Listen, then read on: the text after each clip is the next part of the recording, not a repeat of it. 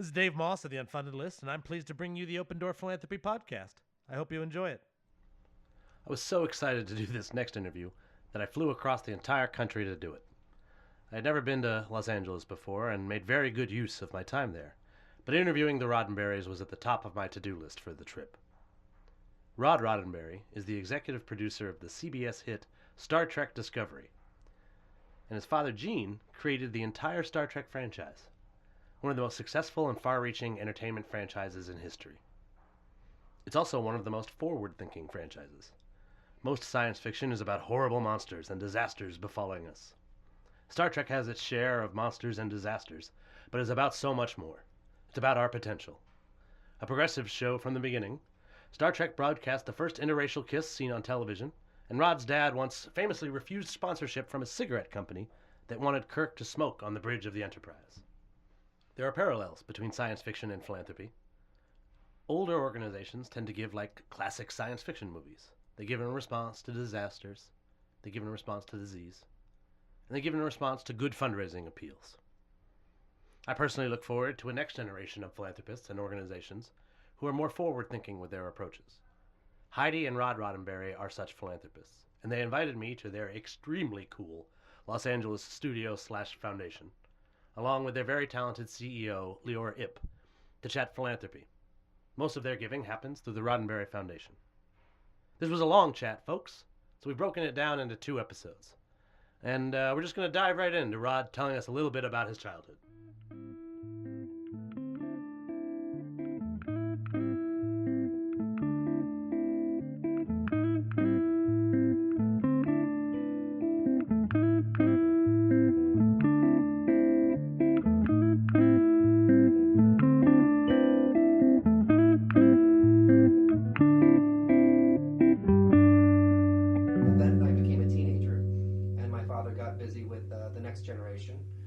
Star Trek The Next Generation, and we saw less of each other, and I got into my heavy metal music and thought I was, I knew everything and was cooler than anyone, and we would butt heads, and then he passed away when I was 17.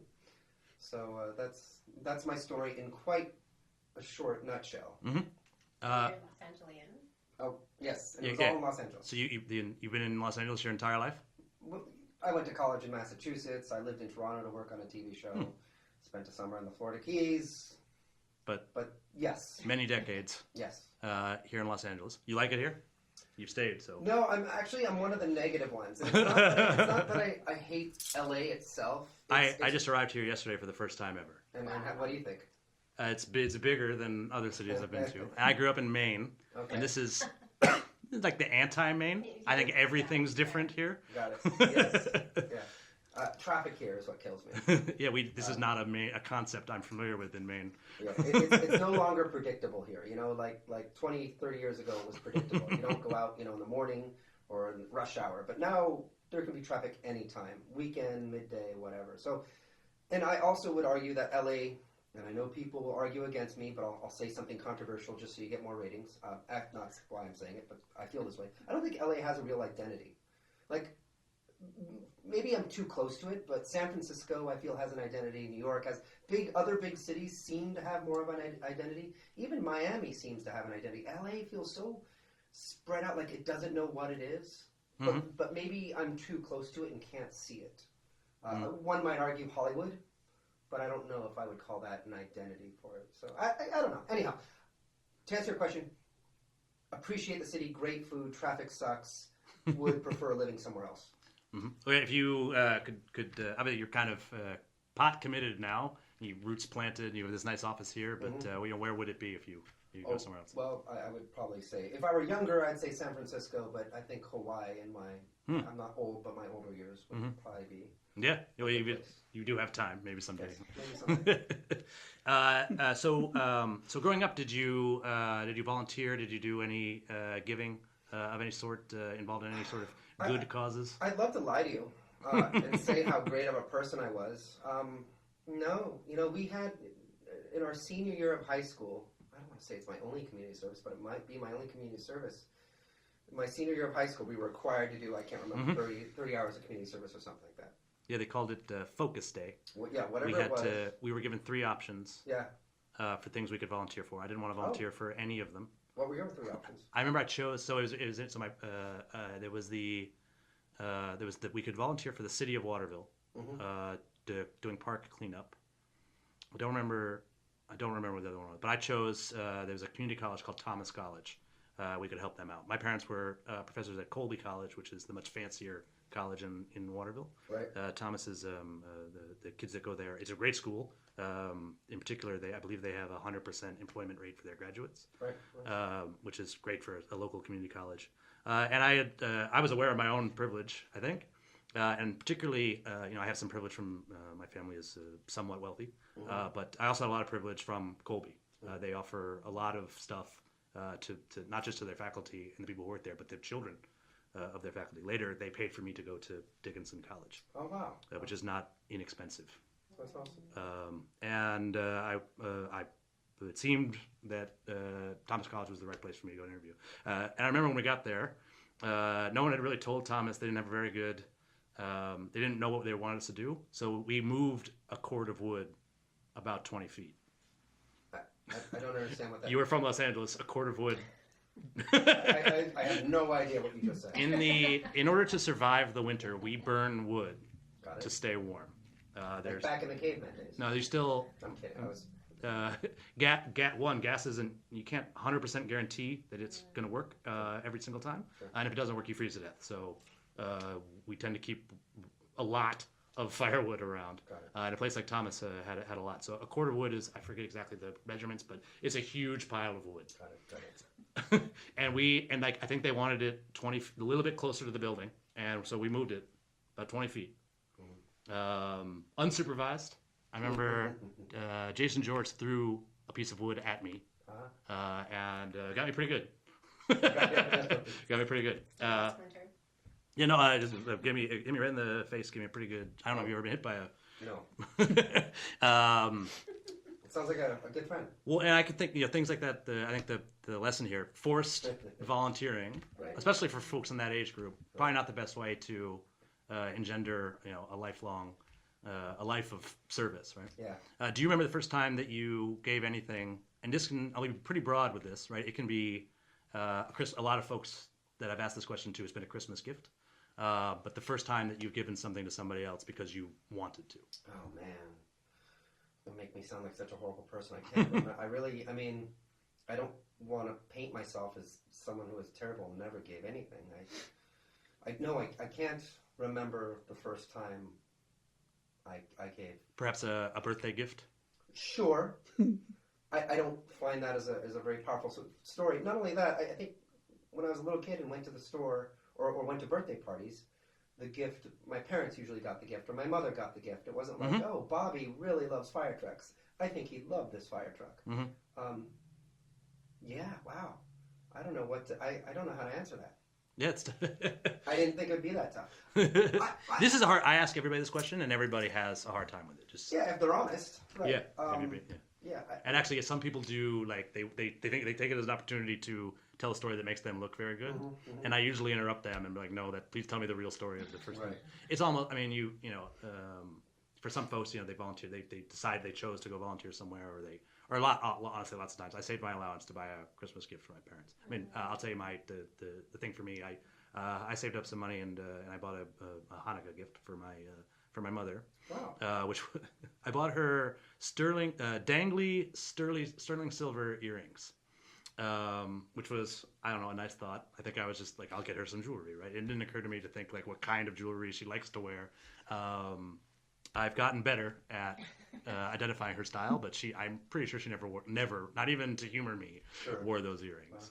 Wow. It's the thought that counts in theory. I found old cards that I wrote to my mom and dad, like on their birthday and stuff. So I think that's as good as I can make myself seem, I think. That's fine. So shortly after your forced volunteer experience, you went to Hampshire College. I did. In New England. Not that far from so I went to boarding school not that far away, and honestly it's only about 4 hours from where I grew up in Maine. Got it. Where exactly in Massachusetts is Hampshire? Amherst. Yeah, sure thing. So I also lived in Putney, Vermont for a year, which is probably about half an hour north. Oh, I don't. Completely. On like I-91 or I whatever. knew Boston and I knew Connecticut because of Hartford, and that's and I knew Gloucester because I scooped. If you that got up lost, there. oh, Yeah. okay. Yeah. Well, there's this place where if you want to go to Maine, you need to make a turn off of 95, and if you don't, you end up in Gloucester. Oh, I didn't know. And so I've ended up in Gloucester like 2 or 3 times. It's very nice. It's the only time I've ever been to. Like, you're zoned down on the highway, and eventually you just, I'm in Gloucester. I forgot to make that turn. Why did you go to Hampshire College? So I wasn't really the best student. I didn't do well in the traditional structured environment. I was, at a young age, I was more interested in social life and whatever, cars and girls and all that stuff. It wasn't until my junior and senior year that I started to buckle down, as my father might say. It was also when my father passed away, but I started to see a little bit of the value in, I'll use the word education, I guess, but in getting some sort of education. Mm-hmm. I was also inspired by a astrophysicist by the name of Sally Baliunas. She ran what's called the HK project at the Mount Wilson Observatory. My father had met her, and my mother and father brought home a Celestron 8-inch telescope for me. And not because I was interested in astronomy. Astronomy was probably the first class I ever took that I really enjoyed and did well at. And it's the 101 style, but it was so neat to hear that it takes 109 Earths to go across the diameter of the sun, and these sorts of like broad facts that blew my mind. And I did well in that class, and they brought home a telescope, and they had Sally, an astrophysicist from the Harvard Smithsonian, teach me how to use it. And then she offered me a job working in Mount Wilson as a telescope operator. And so I spent one of my summers doing that, doing a terrible job because summer was a time to play. Mm-hmm. So Yep. I would stay up all night operating the telescope, then I'd go out and play, and I burnt out in like a week and a half. But anyhow, Hampshire was a very non-traditional school. And we had college advisors at our high school, and they kind of put that in front of me, as well as like Emerson and a couple others that were more liberal arts-ish. And they didn't have test or grades, and I didn't test well, and my grades weren't great, but they were getting better. And it just appealed to me. I also wanted to get away from home.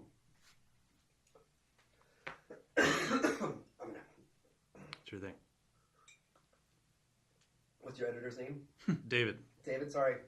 Oh, Both Davids. he'll be. This is easy to handle. Okay.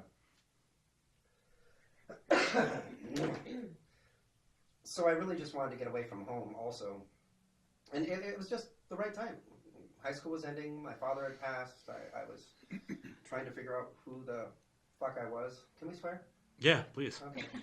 Trying to find out who the fuck I was, which I'm still Allow trying to you figure your that out. full range of Okay. communication here. I don't think a lot of children listen to my philanthropy podcast. Yeah. And yeah, so I went there for that reason, essentially. Did your folks have a problem with you going that far away? I was not allowed to even consider schools outside of New England. But part of that's because my parents are New England elitists. Oh, right. Okay. And I broke the rule. I went to school in Pennsylvania, which was That's as far away as I was allowed, more or less. some distance. It's good pretty at far that away. age to have It's some pretty far distance, in my opinion. It's Yeah. as far away from home as I'd ever been at the time. Yeah. Well, my mother wanted me to go to like UCLA. I think, I don't know. I'm pretty sure I couldn't have gotten into UCLA, but with her losing her husband and all that, I'm sure she wanted me somewhere close. But I was very selfish and wanted to do my own thing. Mm-hmm. So when I mentioned that my father is a U.S. history professor, and when I was asking him about, in particular, he studies the 20th century cultural phenomenons and communities and things of that nature, and I was asking him about television around the time that Star Trek originally came out, and one of the things that he was interested to talk to me about was Norman Lear, because he had been recently honored at the Kennedy Center, and I think probably the only person comparable to your father in terms of output and especially at that time as a TV producer. Even lay people who don't know that much about philanthropy know that Norman Lear was quite philanthropic and can probably tell you the nature of what he supports, and he's still doing so. I mean, I think he said he wouldn't have gone to the Kennedy Center Honors if Trump had attended, which makes absolute. I wouldn't have expected anything else from him. Yeah. I did early in my career. I worked for a consultant who had People for the American Way as a client. so I'm pretty familiar with what they do. But the point I'm trying to make is, while even regular folks will know about his philanthropy, I don't. I myself know a lot about the history of philanthropy. I don't know that much about your father's giving or his. I mean, I can surmise what his beliefs were from what he produced, but I don't have other evidence that I could find out. Was he philanthropic at all? You know, I can't say for certain. I can say for certain that the question is I don't know. I don't remember my parents. They were philanthropic in the sense that if there was something that appealed to them, my mother loved animals. So she always wanted to start a large cat sanctuary, and Tippi Hedren, I think, is a lady who did that as well. And but my mother was kind of the crazy cat lady in a way. And when I say crazy cat lady, we're talking Siamese to tigers and all that. I mean, we had. Did you own a tiger? We did not own a tiger. I'm just saying my mother had the same passion. I think if there's a story. Here's a fun story. Great. And it's been a while. When my mother was pregnant, someone owned a large cat. And I'm not going to say jaguar, cougar, but it wasn't a Siamese cat. It was a large cat. An atypical cat. And it was in Beverly Hills where we lived. And apparently we were coming home from dinner. My mother was pregnant. Somehow someone else tells the story better. The cat had gotten out, and my mother went out looking for it, pregnant with me. Really? I don't think she ever found it, but I mean so. My mother loved cats, and I would say crazy cat lady in a passionate sort of way. And she supported that animal rights. There was an animal rights vegan dinner that she supported too. You know, I think the philanthropic side of my family, I don't think you can use the word, is just through Star Trek. Just that idea of a better future. So while I don't want to say they weren't philanthropic, I am completely unaware of them. There was never a foundation, a Roddenberry Foundation, before now, or before recently. And if there were things they were passionate about, they supported it. My father was a member of the police marching band committee, because he had been an officer. I learned that. So I know they supported that. They supported things that they kind of knew and liked. But But the cats are also part of the story about how the foundation started. Sure. Which is kind of an interesting... So my mother wanted to start something called the Gene Roddenberry Animal Sanctuary, GRASS. And it was for large cats. And this was after Gene had passed away. It was after, yes. Sure. Yes. And she wanted to have a farm with lions and tigers and not bears, but oh my. In LA. In LA. And the logistics and the reality of it just weren't possible. You can't just feed them a bowl of tiger chow. They have to have meat, and sometimes it's horses. It has to be large. Probably a large amount of. This is a big animal. And she loved all animals, so she didn't want to kill horses to feed tigers. And it was just sort of this internal, ongoing joke in our family. That, she will do the Gene Roddenberry Animal Sanctuary. I will do the Gene Roddenberry Chicken Sanctuary, and I will throw chickens over to the tigers. Every time I'm there. That's not a funny joke, but that's my... Am I allowed to ask a question? Oh, yeah, please. You can. Maybe want to. Go ahead. Well, I'm just curious. What do you think your dad would think about what we're doing at the foundation now? Oh, I think he'd be blown away. This is, in fact, you're very good at this. Did I jump? This is actually the next question that I have. My bad. I phrased it a little bit. No, it's fine. We got a great transition. Is the foundation still supporting cats or animals or? Not specifically animals, but I think... Wild Aid. That's not the core. Yeah, it's not the core. We support a broad number of things, and when you talk to our lovely president and my wonderful wife, Heidi, she can get into that, and Leor can get into more of that. But, no, in terms of my father... I wonder if my father was a philosopher, more than a writer, more than a producer, certainly more than a philanthropist.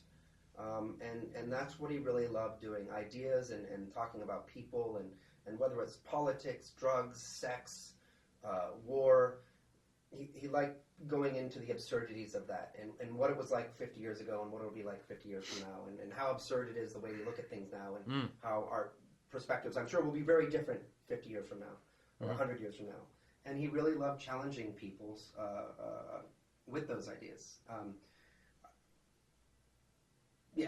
He'd always sort of take the extreme, not simply to raise eyebrows, but to get people to think. outside the norm. I do think that there is a lot of ways that we can be philanthropic beyond writing checks. That word can have a very broad meaning. So, and in particular, I mean, so you can make a gift. You could write checks to try to save the whales. yeah, Or you could make a popular feature film about saving the whales. Yeah. And I think we probably need both things. yeah. And money can do stuff that a film about whales can't, and a film about whales Yeah. can do things that money can't. Absolutely, so absolutely, and even science fiction can help as well. Oh yeah, no, absolutely. There was a movie, Star Trek 4, right? I'm not sure how many whales it saved, but at least message kind of went out there. They in the movie they saved 2. Well, they saved it, but they talk about a future where there are no more. Yeah, there were no. Yeah, Right. I think that's, and 'Cause we it's destroyed very it. interesting to me because a lot of Star Trek is about a future where we've solved poverty or there's no more greed on Earth, right? But that was an episode where we ended up putting this beautiful species out of existence. Well, because our barbaric selves of today were too naive and dumb to not have that idea. That Is that, I don't know much about whales. Does that whale? What's that whale situation? Was that the humpback whale in that movie? Oh yeah, it was. Humpback whales. When I was reading about you, I noticed that you do share something in common with Dr. Stone. You dive a lot and clearly are interested in the ocean. Tell me about the Roddenberry dive team. I know that it exists. I couldn't really figure out what it was. I've never. I've been underwater before, but I've never actually dove or done anything of that sort. Well, it just came from my passion for diving. I got certified in '93. I love the ocean. I love the feeling, and you can make all the comparisons of being in zero G. I love the idea that we're exploring strange new worlds. I mean, there's this perfect parallel between Star Trek and scuba diving, and it's not that I'm a fanatic per se about Star Trek. It's just that in my life, those are two big things, and they go hand in hand. So. I get to explore, I get to see crazy alien life forms. I'm a fish out of water, whatever the inverse of that is. I'm a human in water. But for me, it's my place of zen. I'm not spiritual, I'm not religious. But when I get underwater, it's like my heart rate drops. I relax. I could sleep. Whatever is spiritual about it, that would be my spiritual place. So I just love being in the ocean. I love seeing everything. I love the exploration. I've had every experience from fear to complete exhilaration. I feel alive. So, And one of the things that's so amazing about Rod is that he wants to share that with others. And so the team concept came from the idea of almost addressing fans, but the idea of all the beauty that he sees and the wonder that he experiences underwater. He wanted other people to experience that. And especially, they can go into the ocean way more easily than they can get into space, right? So instead of sitting there and passively watching what happens underwater, he put a team together and said, like, come on, let's go diving. This is a great segue to my next question. I'm pretty sure it was the Social Good Summit several years ago, and I saw a really interesting presentation, the theme of which was oceans versus space.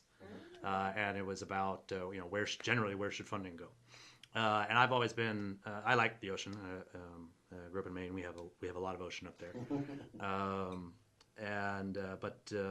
I think for me, up until that point, if we're going to spend money searching, going to the stars and stuff, that was definitely caught my interest a lot more. But this presentation really got me thinking, right? That we have not fully explored even a little bit of the ocean, more or less. And why would we, why go to Mars when far more easily accessible stuff is in there? Yeah. And they did a fun little activity. There was one guy in a T-shirt that said Team Ocean and Team Space, and I think they had to stand up or clap, like where he wanted to do one. So you mentioned you clearly like the ocean, but you also mentioned you really like astronomy class. What's the simple answer? Oceans or space?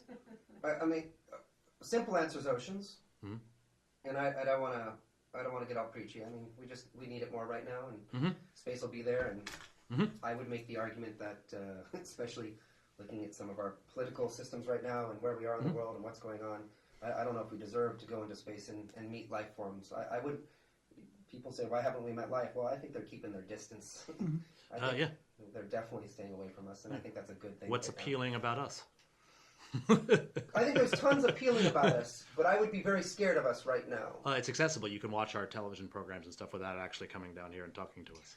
We actually have a cartoon. Roddenberry Entertainment has a cartoon called Roddenberry, where two aliens get our radio waves and they just speak out on our pop culture. Yeah, I think the several things we've done as humans, Shakespeare, Star Trek, lots of stuff, would probably be of great interest to other planets. And in particular, there's a really cool episode. I think it's of Enterprise, where one of the first races they meet, these are really, really smart people, right? And the guy meets them, and overnight he reads all the Shakespeare, and he wants to talk, like all of it, the entire catalog, and he wants to talk about it with the captain and the very next day, which is very interesting to me. There does seem to be a lot of Shakespeare Star Trek connection, which is actually not a question I've written down, but I don't have any. You don't have any thoughts on that? No, and for any listeners, I'm the son of Gene Roddenberry, and I was born in '74. Star Trek came out in '66, and I wasn't really around for any of its creation. And my involvement was a PA production assistant on The Next Generation when I was 13, and little run-ins here and there. How did you get that job? Oh, I knew a guy. You knew someone? I knew a guy at the top. That's how it works in this town. That's how I understand. Sadly, often that's how it works, and that's one of the issues I think I have with Hollywood. There's tremendous talent outside of Hollywood. There's probably a lot of people that wanted that job. Well, there are a lot of people who wanted that job, and I certainly didn't want it as a 13-year-old during summer. But there's just a lot of talent out there who they don't have a famous last name, they don't know someone, they don't live in LA. The good news is that the fact, whether it's YouTube or Hulu, whatever, people can create their own content these days, and it's getting better and better and better. I was in an independent film a couple summers ago. It's called Live a Little. I'll plug it briefly right now. It's now available for free on Amazon Prime. And I think probably just 10 years ago, it would have been a movie that no one ever saw. Right. We would have gone to some festivals, and then nobody's ever seen it. Right. And I don't know that it necessarily will be seen now, but at least it's an option for folks. Right. I did want to pop back to Ocean and Space. He did answer Ocean, but if he had a chance to go into space, he would be on it in a millisecond. Sure, yeah, so, I'd absolutely go. We sailed by that, and I was like, whoa, hold on. Like, this man really is. Like, when it comes to the funding exploration thereof, though, we agree. Ocean. We at least explore it, and then space, though. Sure. But maybe fix some other stuff about the planet. Oh yeah. What's interesting to me is when Rob and I first got together, I got a big dose of space stuff from the get-go. And one of the first things we went to, I think it was a Yuri's night, and the person that was up there was drumming up support for space exploration. But the way that it was presented was, we're messing things up. We got to get, going to the new place. Which I thought was the saddest positioning of why we go into space. So together, we were definitely much more terrestrial, right? We wanted to stay on Earth. Let's fix Earth. We can't let this go. Yet, in the last few years, having spent more time at JPL and NASA and understanding a lot more of what they're doing, I now understand that some of the technologies that are necessary to survive in space really can come back and innovate the systems that we have going on here. That's very interesting. Exactly. I hadn't considered that before. One of the projects that we looked at was improving sanitation, and we codenamed it the Super Pooper. But the idea was to take any organic matter... Could you repeat the code name, please? The Super Pooper. Thank you. Yes, that was definitely what I said. And we would take all organic matter and have microbes break that down and convert it to water and energy. Seemed like a perfect solution.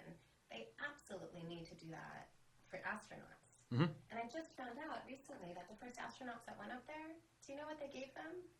Essentially diapers. They didn't know what the heck to do. Well, yeah, I think it's still a thing. Sorry, astronauts. But...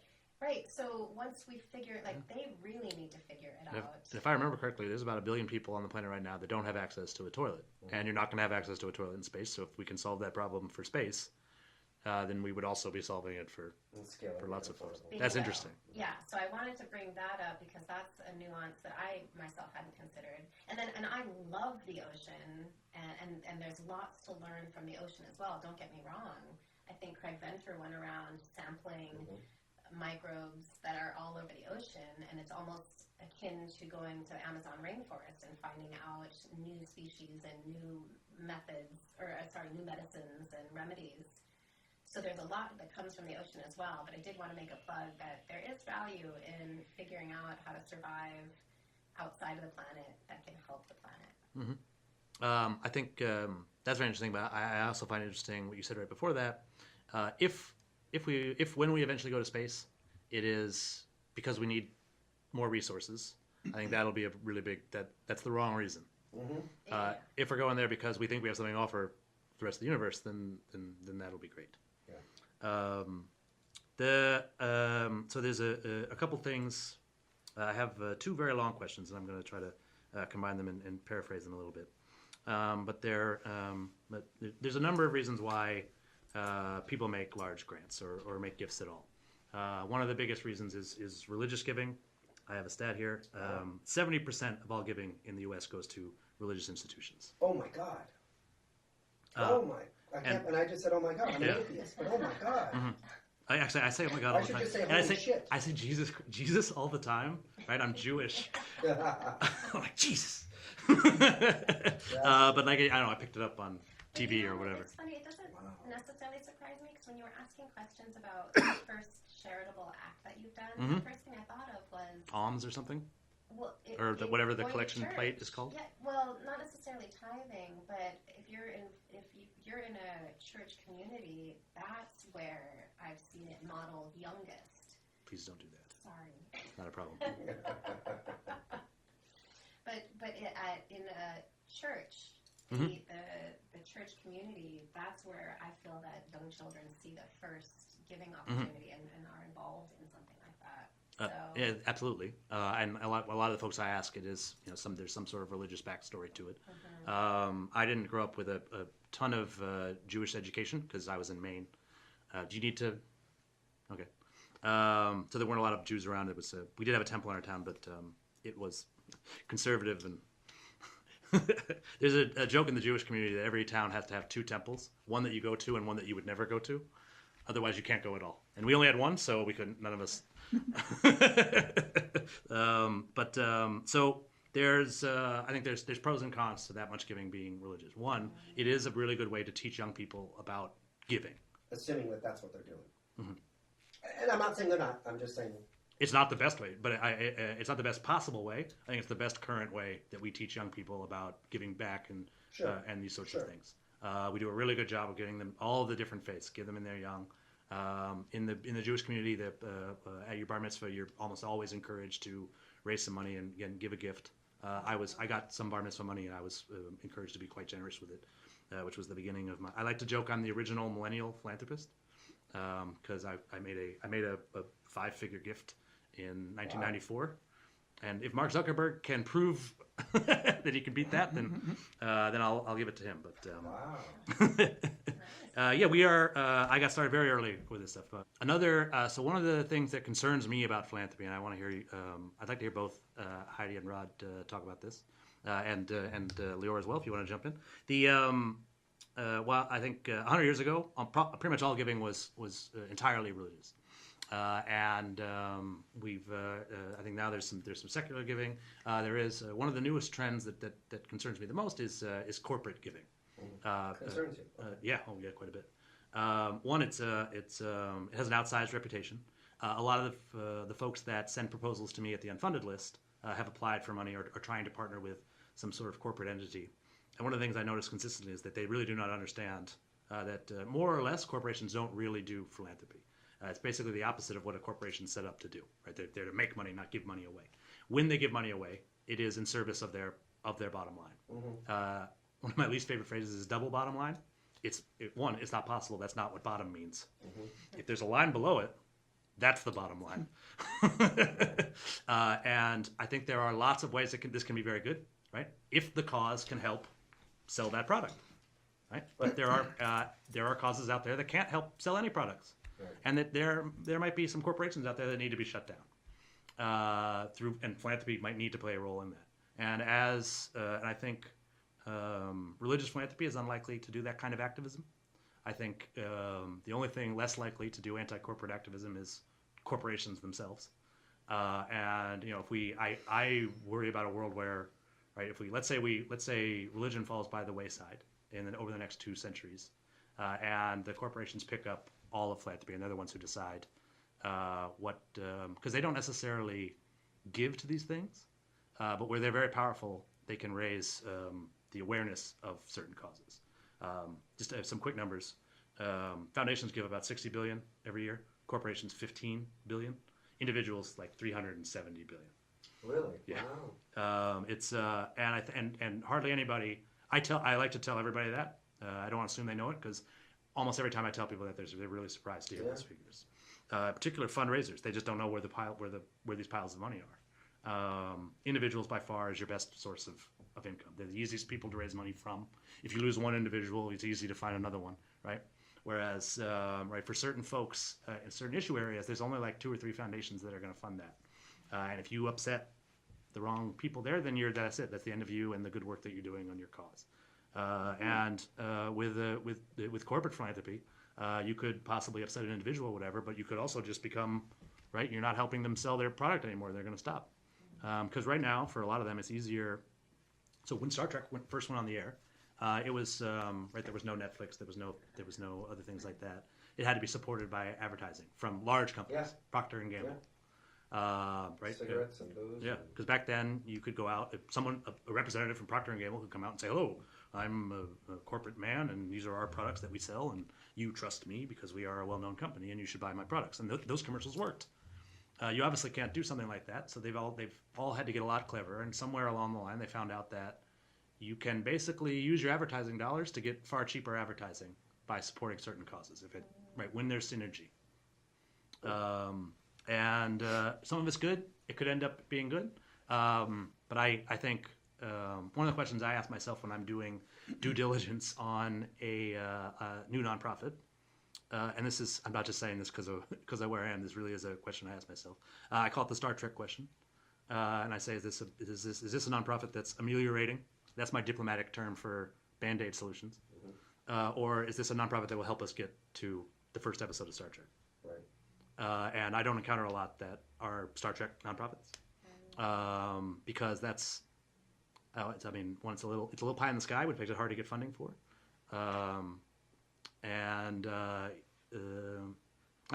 but for me, that's what I'm interested in. And another way to phrase that is like, are they solving problems? Right. That's what I really, really look for. Well, if you want, I just quickly would love to get into a little bit of the background of Foundation, and then actually hand it over to the people next to me who can speak much more. Although before, there's a really cool story about your dad. Speaking of advertising, they really didn't they want Kirk to be smoking? Yeah, they wanted cigarettes on the Enterprise, and my father said no. That's an absurd thing. No one will be smoking. They obviously won't be smoking, and that was the reason why. Because he smoked, and he knew how bad it was for him, and how stupid it was, and how we as human beings just won't need to have that sort of fake need for that crutch, that need for sensation in the future, because we will be better people by then, and we won't need to take the edge off of the cigarette, because life will be better for all of us. Mm-hmm. So he said no to advertise, or at least no to having cigarettes on the show, which ruffled a lot of feathers. One of the things that's always interesting to me when you watch older movies and stuff is how often you see cigarettes on the screen. And now I don't think anybody's making anything where anybody's smoking. If they are, that's a bad, undesirable character. It's never like the one that you want to be, right? It never makes you look that cool. I can say when I smoked for about 10 years, and it sure did look cool to me when I was a kid.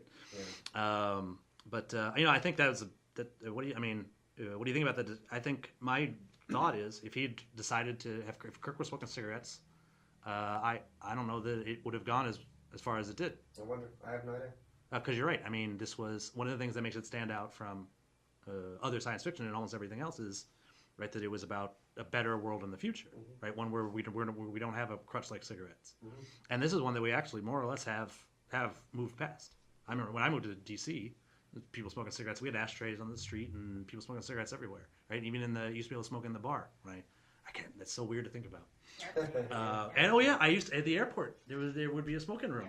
And when I was a little kid, I kind of remember people smoking on airplanes. And certainly I remember there being ashtrays. Sure. For a long time after you couldn't smoke, there were still ashtrays. That's very interesting. I'm interested to know, right, what your thoughts on the role that advertisers play, in the work you do. They've made more or less all of this possible.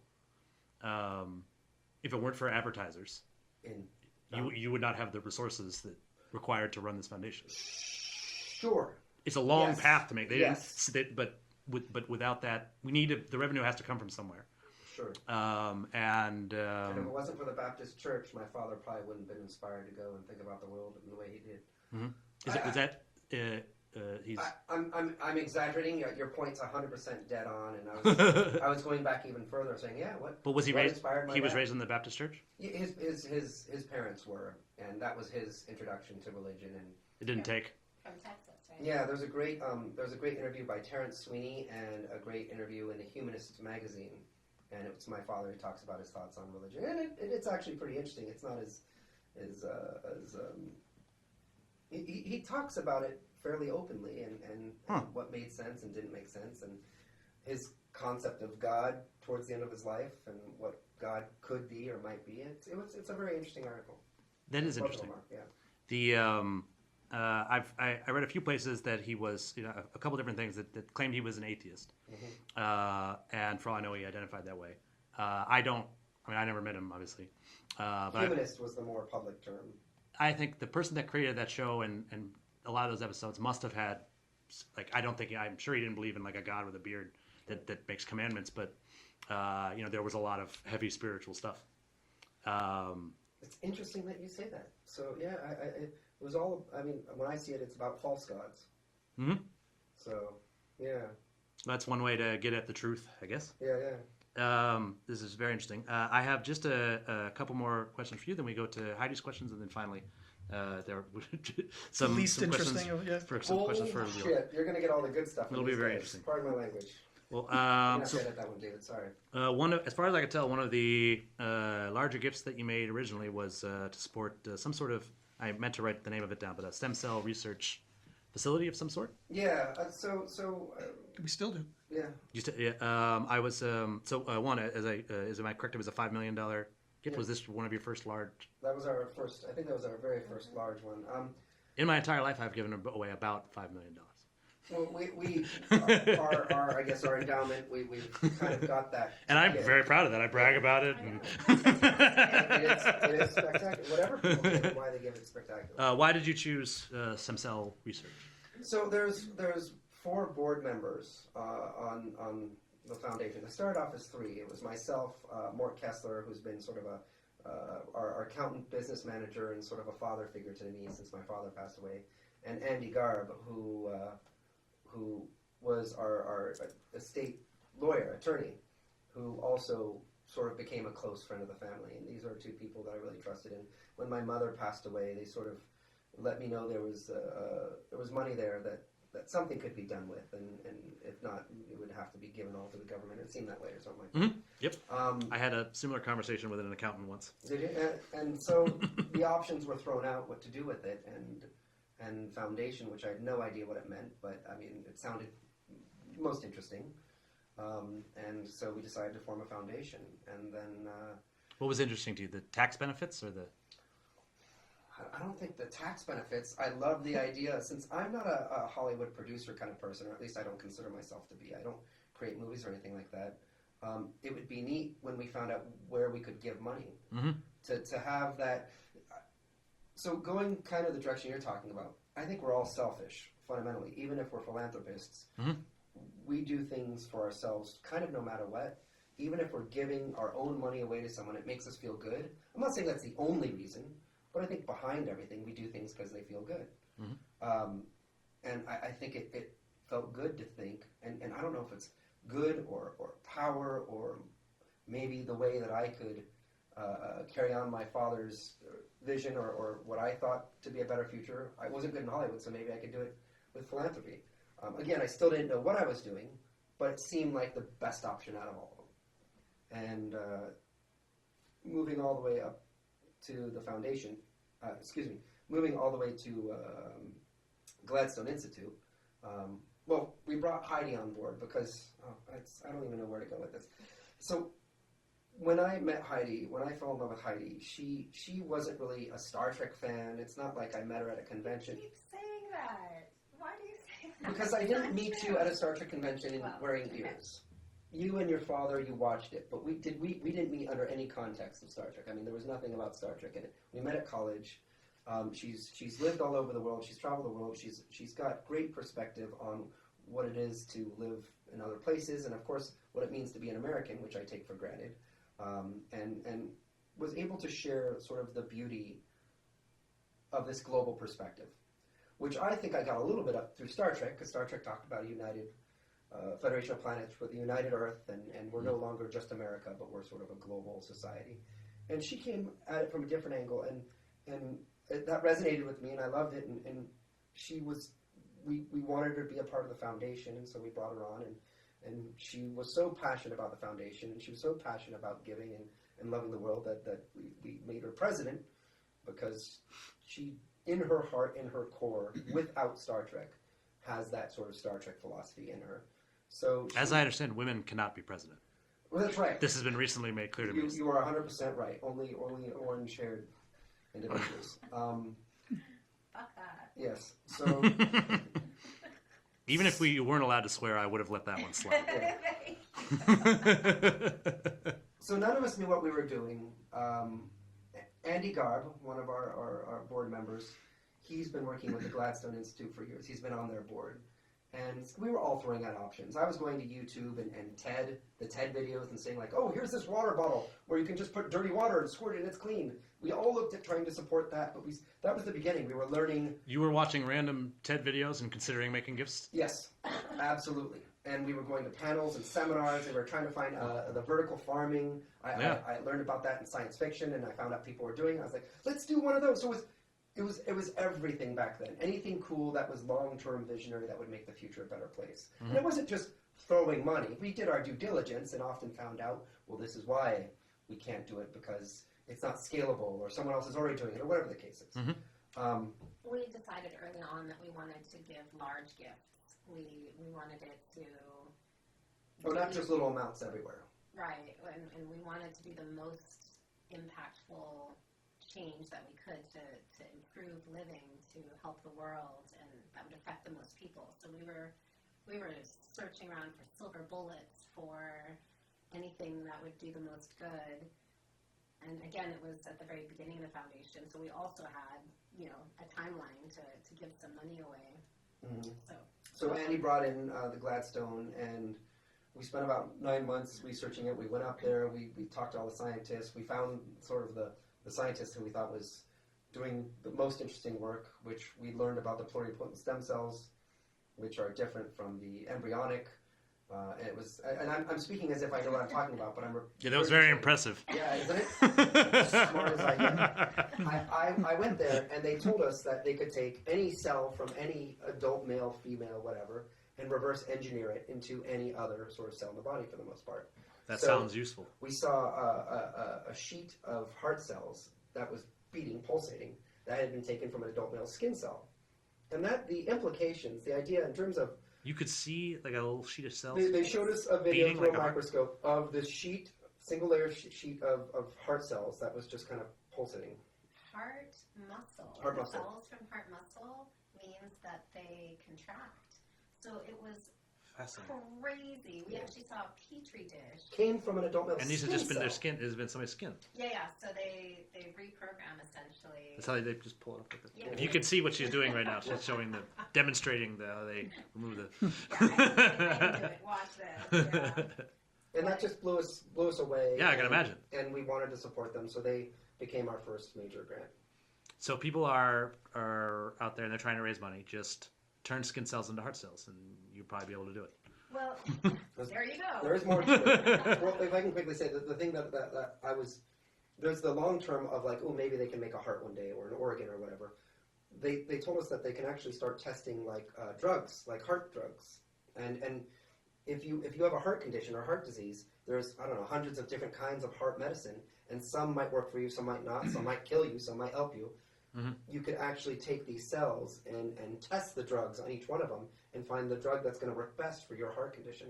And that was the more immediate thing that I thought, like within the next, hopefully, decade, they can start doing that. And so I'm sorry, go ahead. Oh, no. One of the things that we learned as young new philanthropists as well is we really spent a lot of time speaking with the Gladstone Institute about what the gift would look like. And interestingly, one quick thing. Check. Well, no, well. Did you consider like a briefcase of cash or metrics? Duffel bag. No. But I'd love to do that someday. Just bring. Here's the grant I promised you. I think they'd probably appreciate it. In bags. Well, but what we realized is we want to be involved. So I don't know if this is typical with philanthropists, but we wanted to know what they could do, and what's amazing about researchers is when they have the ability to communicate what they're doing, because not all of them do. Yep. It really goes a long way, and so we really spent a lot of time figuring out what they do with a lot of translation, and then where our goals were, where we wanted to bring humanity, if you will. But what we learned in that effort as well is we don't know that much about the body and about stem cell reprogramming. And so we found this balance of figuring out how to agree on goals about what worked with us about how to help humans that didn't necessarily tie them to a very specific line, if you will. So we gave them some freedom, if you will. And what was cool about that, because the heart was a big part of the goals about figuring out, like, how do we repair a damaged heart, like with a heart attack or something.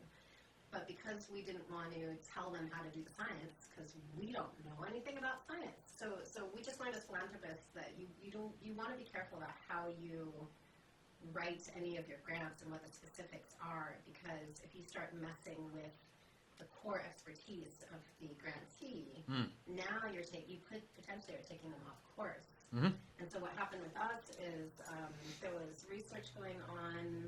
I don't remember what the original goal was, but by almost accident, they figured out a way to reprogram a cell into being an insulin-producing cell. And that wasn't the original goal. However, it has huge implications for diabetics. And so by having this sort of flexible framework about allowing them to do research while still kind of running towards goals that get to people as quickly as possible, this one all of a sudden funded, this just had an offshoot now about figuring out how we can have this insulin-producing cell to really get into the body and help with diabetes. So that was a really cool thing that we learned about how you can fund science and support it and have a loose enough framework to let them come up with discoveries that then can be a whole new thing. Fascinating. So that is, I have one more question for you, but I have it's actually one that I have for everybody. So I'm at the end. We'll come back and popcorn it. I'll go. I have a few questions for Heidi, and then a few questions for. I do have. They're on the. This has all been great. Hopefully this I've is enjoyed helpful. this. Hopefully this is helpful to you. It's fun. Okay. So I'm going to start for you with the same question I started for him. Where did you grow up? What was your childhood like? Oh, wow. How long is this podcast? I mean, you do not need to cover your entire childhood. They should cut out a lot of what I said. I was born in Switzerland. Oh. So, but I'm an American birth abroad. So when Rod made a reference about me being an American. So you're a natural born citizen? What do you mean? I'm not sure. I'm definitely born in America, so it's never been something I had to think about. Yeah, no, I am born in Switzerland. Are you Are you eligible to be president, I guess? I don't think Well, so. you're definitely not because you're a woman. Right, But well, I took the best I could get down there. Yeah, no, I think it's one of those rules where I'm not born on American soil. it's so McCain was also not born on. Oh, He was born in Panama maybe I can. because he was Let's look into a it. military, and he was. I mean, You've made a great president so far. Thank you. it's clearly not a requirement to be president of the foundation that you. Right, no, here we're pretty cool. So you were, so your parents were Americans, and you were born in Switzerland. Correct, So yeah. what were So they? I- What were they doing there? Were they? lots of long stories about me, but my dad was a troubleshooter, but a good one, not the new definition of troubleshooting. He would help turn around bankrupt companies. Okay. So he was knighted in Italy, for instance, for having brought a factory onto mainframes, because he was the technology team. So he's an Italian knight. Yeah, he was knighted in Well, Italy. There's some. That's something to say Honey's at parties. nobility. Yeah, I didn't realize. Right. So I'll try to sit up a little bit. Oh, thank you. Good job. I moved every couple of years. Our family acted like we were in the military, so I lived in different countries with different cultures. I came to America, though, when I was about 5 or 6, and grew up mostly on the West Coast, except I went to high school in Guam and met Rod. You went to high school in Guam. I did. Okay. Yeah, and then college in New England, and then I settled back in California afterwards. And that was Hampshire College with Rod. Exactly. I assume Hampshire. this is how you met. Yes, exactly. Why did you go to Hampshire? I was accustomed to pretty dramatic changes in my life, having lived all over the place. And at the time, I was living on a tropical island. And Western Massachusetts is the opposite of that. Exactly. For some crazy reason, I thought I might enjoy snow. That didn't last You didn't? too long. I'm more of a tropical girl. It's ironic. the because I snow- was born in Switzerland. The snow is very pretty, It is. and at the beginning, when you encounter it, it's very interesting and it can be fun. But one of It's cold. the one of the things I learned about Maine is that we like winter in December, and a little bit in January, and not so much in February and March. It starts to become a problem. Yeah. And often our winter up there would go into April and May. I remember some snowstorms in May, Wow. and that's just. My dad used to joke that we made March in Maine for people who don't drink, in case they want to know what a hangover is like. I think he probably didn't say that originally, but That's awesome. I like to give him I first heard it from him. Do you remember how you and I met? At Nexus. Yes, specifically But I where? Do you know where we were? I don't remember. We were in the elevator at the White House. Fun. But had you already spoken with the foundation? No, I don't. I knew nothing about it. I didn't know. I didn't even know that you were a member of Nexus. I was on the. So I am quite close with Rachel. I was in fact on the original organizing team for the very first Nexus. Co-founder of Nexus. I even lived in Rachel's house for 3 months. So I usually would know like who was coming and stuff like that. And I had no idea that you were coming. I was working for Public Foundation at the time, and Sergio gave a talk that morning. And he got in the elevator with me, and I remember he asked, how did I do? And I said, terrible. Of course you did terrible. You always do terrible up there. He's a funny guy. We had a similar sense of humor, and I think that's what he wanted to hear. If I had said, "Oh, you did great," he wouldn't have believed me.